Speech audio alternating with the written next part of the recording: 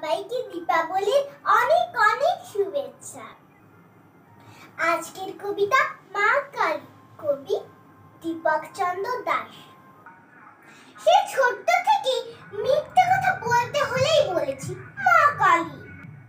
দিদু বলে বয়াম ভরা নাড়ু ছিল, খেয়েছে কেড়ে সবগুলো।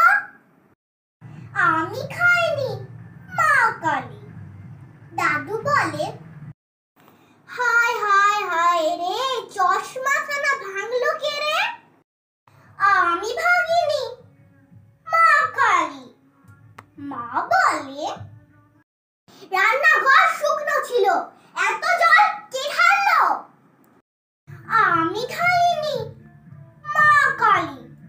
বাবা বলে রেজার খানা কে নিল? বাক্সতেই তো ছিল। আমি নিইনি মা কালী।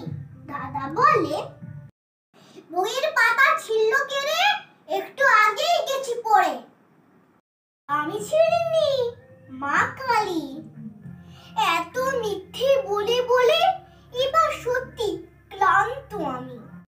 মা কালী, আমার বলা মিথ্যেগুলো এবার ডিলিট করে ফেলো। মা কালী, এবার থেকে সত্যি বলবো, প্রমিস মা কালী। নমস্কার।